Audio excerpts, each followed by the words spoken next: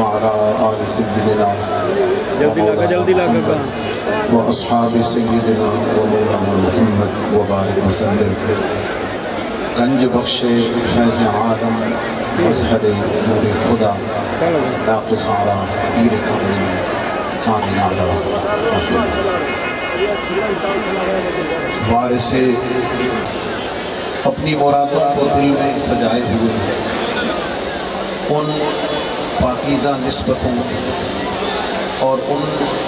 پاکیزہ حوالوں کو ذہن میں رکھتے ہوئے جو اعلیٰ حضرت حضور پیر سیال لجپال غریب نواز خواجہ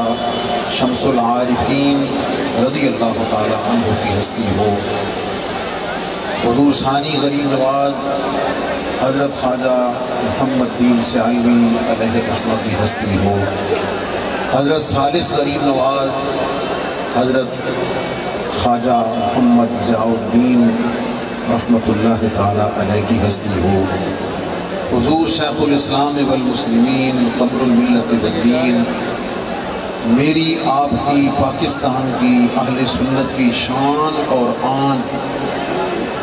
حضور خواجہ محمد قمر الدین سیالوی رضی اللہ عنہ کی ہستی ہو، یا حضور امیر شریعت غریب نواز حضرت خواجہ محمد حمید الدین سیالوی رحمۃ اللہ تعالی علیہ کی ہستی ہو، ان پاکیزہ نسبتوں ان حوالوں کو ذہن میں رکھتے ہوئے اپنے آپ کو اس زمانے کا خوش نصیب ترین غلام تصور کرتے ہوئے اللہ رب العزت کی اس نعمت پر سراپا شکر رہے کہ اللہ تعالیٰ نے اس فتنوں کے دور میں ہمیں ایسی عظیم نسبت عطا فرمائی ہے کہ جو دنیا میں بھی عزت کا سبب ہے، جو انشاءاللہ العزیز قبر حشر میں بھی عزت اور کامیابی کا سبب ہے۔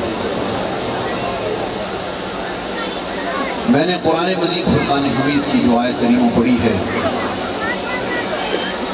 اس آیت کریمہ میں اللہ رب العزت نے اولیاء اعظام کا تعارف بھی بیان فرمایا ہے، ان کی شان بھی بیان کی ہے، ان کی پہچان بھی بیان کی ہے۔ شان تو یہ فرمائی کہ لا خوف علیہم ولا هم یحزنون، انہیں خوف بھی کوئی نہیں اور وہ غمگین بھی نہیں ہوں گے۔ یہ ایک ایسا مقام ہے، یہ ایک ایسا درجہ ہے، یہ ایک ایسا مقام رضا و تسلیم ہے کہ جب سالک بندہ اپنے شیخ کامل کے واسطے سے نبی پاک علیہ السلام کی محبت اور اتباع میں کامل ہو جاتا ہے، دیگر شانوں اور دینوں مقامات میں سے ایک شان کی عطا ہوتی ہے کہ لا خوف علیہم ولا هم یحزنون کا وہ مظہر اور مرکز بن جاتے ہیں۔ پہچان اللہ رب العزت نے یہ بیان فرمائی ہے الذین آمنوا وکانوا یتقون، فرمایا ان کی پہچان یہ ہے کہ ان کو پہچاننا، ان کو دیکھنا ہو تو ان کی پہچان دنیا کے مادی اسباب نہیں ہیں، ان کی پہچان دنیا کے مناصب نہیں ہے، ان کی پہچان وزارت و صدارت نہیں ہے، ان کی پہچان کل بھی ایمان اور تقوی تھا، آج بھی ایمان اور تقوی ہے۔ اس پہچان کی روشنی میں ہم اگر اپنی مرکز عشق و محبت و وفا حضور پیر سیال لجپال غریب نواز پر ایک غلامانہ سی نظر ڈالیں تو میں اگر ساری تفصیل کو اس جملے میں سمیٹ دوں کہ اندازہ اس سے لگا لیں کہ جس کے ایمان کو دیکھ کر لاکھوں نے اپنے ایمان کو درست کیا ہے، اور جس کے تقویٰ و طہارت کو دیکھ کر جسے تقویٰ اور طہارت کے سلیقوں کا پتہ چلا ہے، اس مرکز ایمان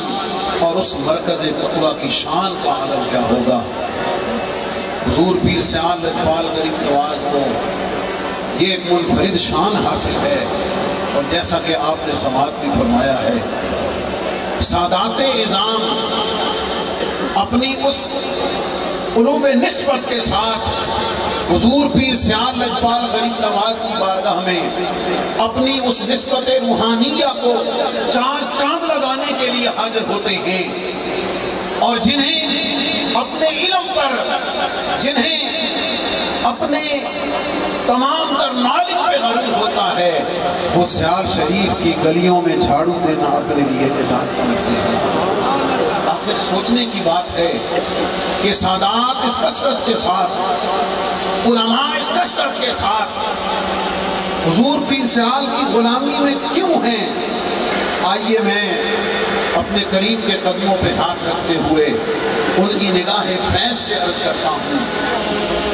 جو سید ہوتا ہے اسے اپنی اس نسبت پہ، اسے اپنے اس نسبی نسبت پہ غرور بھی ہوتا ہے، مان بھی ہوتا ہے، ہونا بھی چاہیے۔ کیوں نہ ہو کہ وہ نبی کی آل سے ہے، وہ علی المرتضیٰ سیدہ فاطمہ کے لال سے ہے، کیوں نہ اس کی شان ہو۔ لیکن جب وہ سید، جب وہ آل رسول کا شہزادہ کسی جگہ دیکھتا ہے کہ اس کی نسبت کا لحاظ رکھا گیا ہے، اس نسبت کا احترام کیا گیا ہے، جب وہ اپنی نسبت کے احترام کو دیکھتا ہے، وہ جب اپنی نسبت کے احترام کو دیکھتا ہے وہیں پہ سراپا شکر ہوتا ہے۔ اس نشانی کو دیکھنے کے بعد اب آئیے میرے اور آپ کے کریم حضور پیر سیال اقبال نے سادات اعظام کا جو ادب سکھایا ہے، ان کی بارگاہ میں جو عجز و انکساری کے مظاہر و مناظر ملتے ہیں، روئے زمین پر کوئی شے، کوئی سلسلہ اس ادب کے مظاہر کو پیش نہیں کر سکتا ہے۔ حضور شیخ الاسلام والمسلمین قمر الملت والدین بنگلہ شریف میں چارپائی مبارک میں بیٹھے ہوئے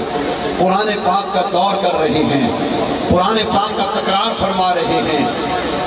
تھوڑی دیر کے بعد متشابہ لگتا ہے، واپس پلٹ کے دوبارہ پڑھتے ہیں، نہیں نکلتا۔ خادم بتانے لگتا ہے، اشارے سے روک دیتے ہیں، 3 دفعہ پیچھے سے پڑھتے ہیں۔ جب آگے نہیں چل سکتے فرماتے ہیں یہ جو نیچے بیٹھے ہوئے ہیں ان میں کوئی سید تو نہیں ہے؟ ایک غلام نے عرض کی، ہاں حضور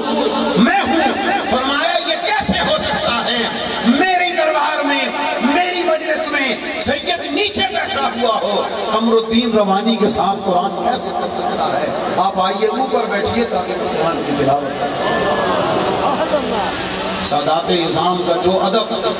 جو احترام درگاہ پیر سیال سے عطا ہوا ہے، پوری دنیا میں گھومنے کے بعد کسی سید سے بھی ملاقات ہوتی ہے، آل رسول کے شہزادے کی زیارت ہوتی ہے، جب وہ اپنی بارگاہ کے ادب کی بات کرتا ہے، اپنی بارگاہ کے تسلیمات کی بات کرتا ہے، تو فخر سے کہتا ہے کہ پاکستان میں نہیں پوری دنیا میں جو ادب سادات کا سیال شریف سے ملتا ہے وہ کہیں سے آتا ہے۔ آگے چلیے علم کی بات کر لیں۔ عالم کو اپنے علم پہ بڑا ناز ہوتا ہے، وہ ہر چیز کو قرآن و سنت کے آئینے میں دیکھتا ہے، وہ کسی شخصیت کا تعین اور اس کی بلندی کا تقاضا اور اندازہ قرآن و سنت پر عمل کرنے سے لگاتا ہے، اور جب وہ قرآن و سنت پہ عمل کو دیکھتا ہے، وہ جتنا عمل کو دیکھتا چلا جاتا ہے اتنا ہی عمل کرنے والے کے قدموں میں بچھا جاتا ہے۔ قرآن و سنت پہ عمل کی جو تصویر، قرآن و سنت اور شریعت پہ عمل کی جو تعبیر آسانہ عالیہ سیال شریف سے اور میرے اور آپ کے شیخ کریم نے دنیا کو دکھا دی ہے، بتا دی ہے، وہ کوئی اور پیش نہیں کر سکتا ہے۔ عصر کی نماز کا وقت ہے، جماعت کرانے کے لیے حضور شیخ الاسلام والمسلمین مصلی امامت پہ تشریف فرما ہوتے ہیں. مکبر تکبیر کہہ دیتا ہے، آپ مصلی پہ کھڑے رہتے ہیں. 1 منٹ 2 منٹ 10 منٹ 40 منٹ گزر جاتے ہیں. عصر کی نماز کا وقت ہے، مکروہ وقت داخل ہونے کے قریب ہے. بالکل قریب جا کے پھر حضور شیخ الاسلام والمسلمین جماعت کی ابتدا فرماتے ہیں. جماعت ختم ہونے کے بعد جب بنگلہ شریف میں کرم فرما ہوتے ہیں، ایک بے تکلف غلام عرض کرتا ہے، حضور آج تو بڑی دیر کھڑے رکھا ہے، وجہ کیا ہے، راز کیا ہے؟ اے حضور پیر شان کے غلاموں، اپنی نسبت پہ، اپنی غلامی پہ ناز کرو اور دنیا کو یہ بتاتے ہوئے فخر محسوس کیا کرو کہ ہماری نسبت کسی ایرے غیرے سے نہیں ہے، لجپال پیر سے حال سے. عرض کی حضور بڑی دیر لگا دی، بڑی دیر کھڑے رہے. حضور شیخ الاسلام والمسلمین نے فرمایا کہ بات یہ ہے کہ جب نماز کے لیے تکبیر تحریمہ کہتا ہوں، نماز کے لیے جب تکبیر تحریمہ پہلی تکبیر کہتا ہوں، جب تک مصطفیٰ کریم کی اپنی آنکھوں سے زیارت نہ کر لوں، قمر الدین اپنی نماز کو شروع ہی نہیں کرتا. اور جس کی نماز کے عرفان کا، جس کے قرآن کی تلاوت کے عرفان کا یہ عالم ہے، عالم جب عمل کو دیکھتا ہے تو پھر وہاں پہ جھک جاتا ہے. حضور شیخ الاسلام والمسلمین جمعیت علماء پاکستان کی صدارت کے زمانے میں ملتان فیصل آباد تشریف لائے. محدث اعظم پاکستان مولانا سردار احمد صاحب رحمت اللہ تعالیٰ علیہ معیت میں کچھ وقت رہے. جب حضور شیخ الاسلام تشریف لے گئے، حضور محدث اعظم پاکستان حدیث پاک پڑھانے کے لیے بیٹھے. ایک شاگرد نے پوچھا کہ حضور آپ خواجہ قمر الدین سیالوی کی معیت میں رہے ہیں، کوئی بات تو بتا دیجئے، آپ کی شان میں کوئی بات تو بتا دیجئے. آپ نے فرمایا میں نے ساری زندگی میرا ایمان اور عقیدہ یہ تھا کہ قرآن و سنت پہ جو عمل بریلی میں ہوا ہے، جو عمل بریلی کے تاجدار نے کیا ہے، کوئی اور نہیں کر سکتا ہے. فرماتے میں ساری زندگی اس ایمان اور عقیدے پہ رہا ہوں کہ جو قرآن و سنت پہ عمل بریلی میں ہوا ہے وہ کہیں نہیں ہو سکتا ہے. لیکن چند دن قمر الدین سیالوی رضی اللہ عنہ کی صحبت میں رہا ہوں، ان کی مجلس میں رہا ہوں، ان کی معیت میں رہا ہوں، جس کی ہر ادا سنت مصطفیٰ ایسے پیر طریقت پہ بے حد سلام. فرمائے یہ شعر اگر صادق آتا ہے، اگر پورا اترتا ہے تو قمر الدین سیالوی پہ. اور آپ سب کو یقیناً یاد ہوگا اور میں یاد کرائے دیتا ہوں، مجھ سمیت آپ نے جب بھی اپنے شیخ کے ہاتھ میں ہاتھ دیا تھا غلامی کا حق پکا کرنے کے لیے، اپنے آپ کو غلامی میں سپرد کرنے کے لیے آپ نے جب اپنا ہاتھ دیا تھا، آپ کو یاد ہوگا آپ کو بھی حکم یہی ملا ہوگا کہ نماز روزہ شریعت کی پابندی کرنی. سبق یاد ہے؟ نماز روزہ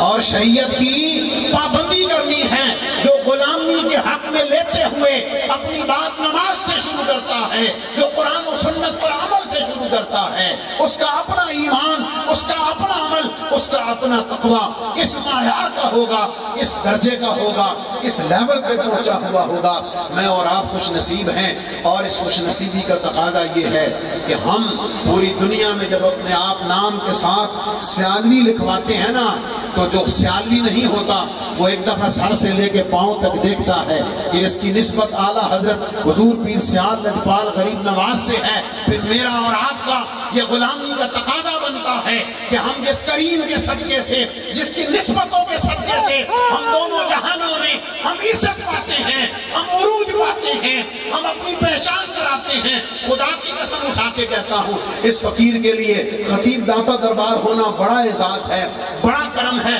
لیکن میں اسے بھی پیر سیال لجپال کی عطا سمجھتا ہوں، اسے حضور پیر سیال کا فیض سمجھتا ہوں. میرے لیے جو لذت، میرے لیے جو کرم حضور پیر سیال کی غلامی میں ہے، میں کائنات کی شاہی کو. اس لیے اس نسبت کے اظہار کے لیے، اس کی لاج کے لیے اپنے آپ کو اس پرفتن دور میں، اور اگلی بات عرض کر کے اجازت چاہتا ہوں ہاتھ باندھ کے، یہ فتنوں کا دور ہے، یہ عقیدے کے فتنے کا دور ہے، یہ مال کے فتنے کا دور ہے، یہ اولاد کے فتنے کا دور ہے، یہ بے عملی بدعتی کے فتنے کا دور ہے، یہ فسق و فجور میں مبتلا ہونے والے فتنے کا دور ہے، یہ ملکی سطح پہ فتنے کا دور ہے، یہ عالمی سطح پہ فتنے کا دور ہے۔ خدا کی قسم اٹھا کے کہتا ہوں، یہ لجپال پیر سیال کی نسبت کا فیضان ہے۔ وہ گناہگار تو ہو سکتا ہے، گناہگار تو ہو سکتا ہے، اپنے نبی کا غدار کبھی نہیں ہو سکتا ہے۔ ناموس مصطفیٰ کی بات آئے گی، ختم نبوت کی بات آئے گی، پاکستان سے محبت کی بات آئے گی، نبی پاک علیہ السلام کے صحابہ کی بات آئے گی، اور حضور علیہ السلام کے خلفاء، اور شان صدیق اکبر کی ہو، شان عمر فاروق کی ہو، اور زبان پیر سال کے غلام طاہر عمر شاہ کی ہو۔ مزہ آتا ہے یا نہیں آتا ہے؟ یہ سبق کہاں سے ملتا ہے؟ یہ اعتدال کہاں سے ملتا ہے؟ یہ معنی روی کہاں سے عطا ہوتی ہے؟ یہ چشمے پھوٹتے ہیں پیر سیال لجپال کے قدموں سے، ان کی حسن تربیت سے، ان کی حسن نظر سے، ان کے حسن فیضان کے ساتھ۔ اور اس کے ساتھ تمسک رہنے کا طریقہ یہی ہے کہ نبی پاک علیہ السلام کی غلامی کو پکا کرنے کے لیے اللہ رب العزت نے ہمیں جو نسبت عطا کی ہوئی ہے، وہ نسبت پیر سیال لجپال کی بڑی عالی ہے۔ اور یاد رکھنا، پیر کا کام صرف ہاتھ میں ہاتھ دے کے اس نسبت کا اظہار نہیں ہوتا ہے۔ حضور امیر شریعت کی بارگاہ میں بھی یہ بات عرض کی تھی،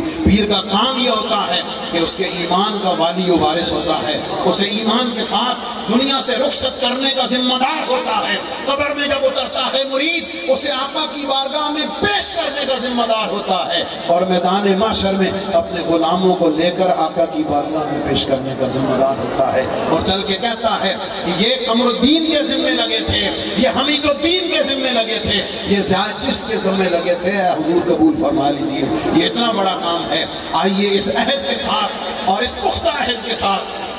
ہم اپنے لجپال کی بارگاہ میں یہ حاضری پختہ اور پکا کرتے ہیں کہ حضور کرم آپ فرمائیں، توجہ آپ فرمائیں۔ کھیوا والو آپ کو مبارک ہو۔ کس بات کی مبارک ہو؟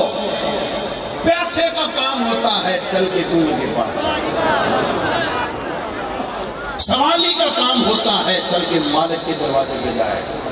منگنے والے کا کام ہوتا ہے دینے والے کے دروازے پہ جائے۔ اور ادب کا تقاضا تو یہ ہے کہ ہم اپنی جبین نیاز کو سیال شریف جا کر نظر پیش کریں، لیکن رب کی سنت کریمہ ہے، وہ جب عطا کرنے پہ آتا ہے بادل بھیج کے بارش برسا کے صحنوں کو سیراب کر دیا کرتا ہے۔ کھیوا والوں میں آپ خوش نصیب ہیں، آج کرم فرمانے لجپال خود آ گئے، آج عطا کرنے خود آ گئے ہیں، آج فیض دینے خود آ گئے ہیں۔ اپنی نسبتوں پہ مان بھی کیجئے، ان نسبتوں پہ فخر بھی کیجئے، اللہ کا شکر بھی ادا کیجئے، اور اپنے ظاہر و باطن کو اس سبق کے اوپر عمل کرنے میں اپنا تن من دھن نچھاور کر دیجئے، اور وہ ہے نماز کی پابندی، روزے کی پابندی، اور نبی پاک علیہ السلام کی سنت و شریعت کا اتباع۔ یہی پہچان ہے، یہی مقصد ہے، اور یہی دونوں جہانوں میں عزت و کامیابی کی ضمانت ہے۔ اللہ رب العزت نسبتوں کو سلامت رکھے، اور آج جیسے کریم کرم فرماتے ہوئے بہانے سے اپنی غلامی کے حق کے اظہار کے لیے موقع دیتے رہتے ہیں۔ اعلیٰ حضرت عظیم المرتبت نے جب سلام پیش کیا نا، تو آخر میں آ کے عرض کی نبی پاک علیہ السلام کی بارگاہ میں یہ جو سلام پیش کیا کہ کاش محشر میں جب ان کی آمد ہو، اور کاش محشر میں جب ان کی آمد ہو، اور مجھ سے خدمت کہے، مجھ سے خدمت کے قدسی کہیں ہاں رضا، کہ اس وقت مجھے کہا جائے کہ اے احمد رضا آج آ کر نبی پاک علیہ السلام کی بارگاہ میں سلام پیش کر۔ ہم تو یہ چاہتے ہیں حشر کا میدان ہو، پیر سیال لجپال کی بارگاہ میں جلسہ سجا ہوا ہو، آپ غلامان مصطفیٰ موجود ہوں، آقا کریم کی جلوہ گری ہو، اور غلام یہ فخر کے ساتھ بتا رہا ہو کہ ہم حضور پیر سیال کے غلام ہیں، اور ان کے صدقے سے یا رسول اللہ آپ کی بارگاہ کے بھی غلام ہیں۔ وآخر دعوانا